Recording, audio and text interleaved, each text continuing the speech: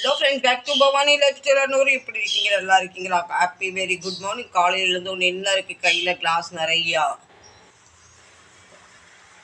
ஒரு 2 நாளாக என்னத்தில் பயங்கர தலை சுத்து மாதிரி இருக்குது. அதனால் ஒரு பெரிய சைஸ் நெல்லிக்காய், ஒரு பெரிய சைஸ் இஞ்சி துண்டு, கொஞ்சோண்டு கருவேப்பிலை, கொஞ்சம் மஞ்சத்தூள், கொஞ்சம் உப்பு போட்டு அடித்து மடக்கு மடக்கு மடக்கு குடிக்க போகிறேன்.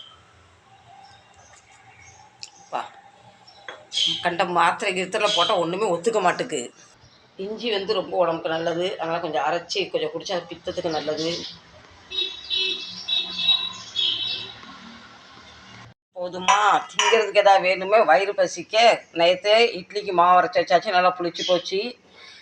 நேற்று வந்து தலைக்கறி வாங்கிட்டு வந்து கிரேவி குழம்பு வச்சேன். அதனால் இப்போ இட்லி அவிச்சு இதை நல்லா சூடு பண்ணி போகிற போக்கில் நம்ம கடைக்கு அவர்கிட்ட கொண்டு கொடுத்துடலாம். இல்லை, இட்லி மாவு தோசை மாவு இருந்ததுன்னா பெண்களுக்கு கொஞ்சம் டென்ஷன் குறைஞ்சிரும்.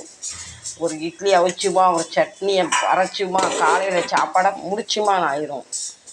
உண்மையா பொய்யா கரெக்டாக சொல்லுங்கள். இட்லி மாவு இருந்ததுன்னா ஒரு டென்ஷன் இல்லைன்னா என்ன செய்யன்னு இருக்கும்.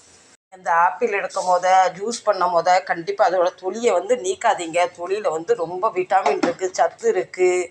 தொலியோடு யூஸ் பண்ணுங்கள். தொலியோட ஜூஸ் அரைச்சி குடிங்க. தொலியோடு சாப்பிடுங்க. நானும் இப்போ தான் இடையில தான் கேள்விப்பட்டேன். ஃபஸ்ட்டு தொலிலாம் ரிமூவ் பண்ணிடுவேன், ஆனால் தொலி நீக்காதீங்க, சரிங்களா?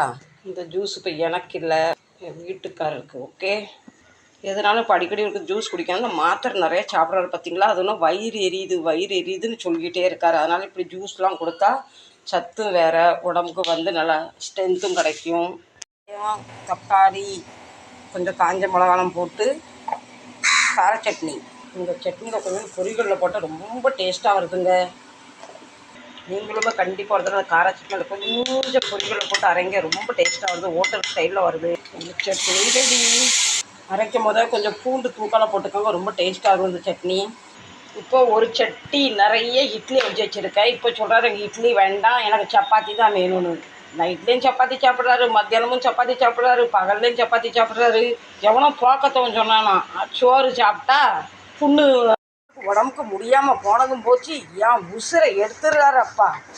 சீக்கிரம் சமையல் பண்ணிட்டு கடையை பார்த்து ஓடலான்னா இதை செய் அதை செய். அப்பா இவங்க பெருசாக எதுவும் பிரச்சனை வந்துடக்கூடாது, கடவுள்கிட்ட நான் வேண்டுறேன். கஷ்டப்பட்டு அவருக்கு வாய்க்கு பிடிச்ச ருசியான பொருள் செஞ்சு இதை கொடுத்தா அதை வேண்டாம், அதை கொடுத்தா இதோட செஞ்சு எடுத்து நான் கடைக்கு போனால் எனக்கு என்ன பேர் தெரியுமா?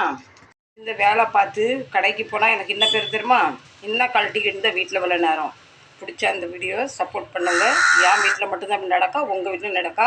ஆனால் என் வீட்டு அவன் ஆம்பளை அதிசயம். கடவுள்கிட்ட வந்து வேண்டிக்கிறேன், இவருக்கு பெருசாக எதுவும் வந்துடக்கூடாது.